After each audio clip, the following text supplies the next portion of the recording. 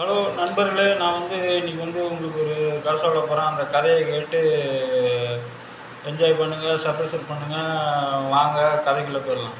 இப்போ இந்த மூஞ்செடியை அடிக்கக்கூடாதுன்னுவாங்க.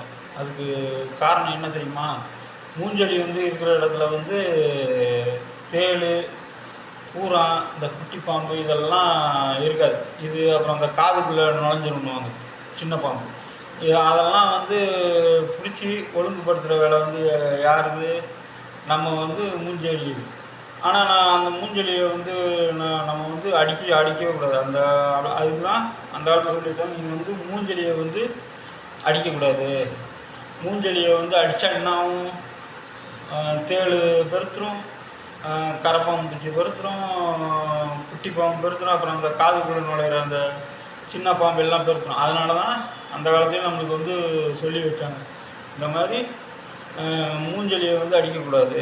அது இருந்தால் தான் நம்மளுக்கு இந்த தேள், பல்லி இதெல்லாம் ஒரு கட்டுக்குள்ளே இருக்கும், நம்ம வீட்டுக்குள்ளே வராது. அது இருக்கிற இடத்துல அதுக்கு உணவு அதான்.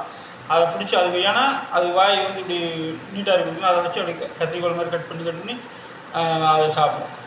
அதனால தான் அந்த காலத்தில் சொல்லி வச்சாங்க, மூஞ்செடியை அடிக்கக்கூடாது அப்படின்னு. அடுத்தது இன்னொரு கதை. அந்த காலத்தில் என்ன பழமொழி? கோயிலில் ஊரில் குடி இருக்காது. இதுக்கு காரணம் என்ன?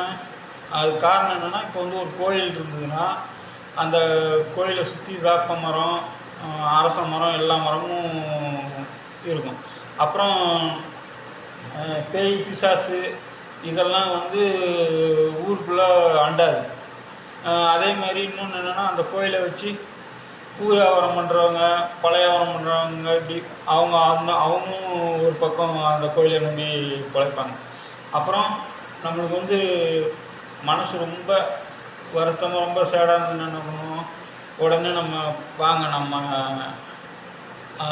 தாய்கிட்ட, நம்ம அப்பாக்கிட்ட, நம்ம சாமிக்கிட்ட போய் நம்ம குறைய சொல்லிட்டு வருவோம் அப்படின்னு நம்ம மனசு ரிலாக்ஸ் ஆகிடும். அதனால தான் அந்த காலத்தில் சொல்லி வச்சாங்க, கோயில் இருக்கிறதுனால அங்கே எப்பயும் ஒரு தெப்ப குளம்னு ஒன்று இருக்கும். அந்த தெப்ப குளத்தில் தண்ணி வருஷம் ஃபுல்லாக இருக்கும். அந்த தெப்ப குளத்தில் ஃபுல்லாக தண்ணி இருந்தால் என்ன ஆகும்? சுற்றில உள்ள எல்லா இடத்துக்கும் தண்ணி செழிப்பாக ஊறும். இப்போ கோயில் இல்லாத இடத்துல குளத்தை வெட்டினாலும் அதை அசுத்தமுன்னும் இல்லாமனா கோயிலில் இருக்க தெப்ப குளம் நல்லா சுத்தமாக இருக்கும். அதுலேருந்து நம்மளுக்கு தண்ணி எல்லாருக்கும் கிடைக்கும். அதனால தான் அந்த காலத்தில் நம்ம முன்னோர்கள்லாம் கோயில் இல்லாத ஊரில் குடியிருக்காது அப்படின்னு. இதுதான் நம்ம எப்பவுமே ஒரு ஊர் இருந்தால் அங்கே கோயில் இருக்கும். இதுதான் இந்த கதையோட அர்த்தம்.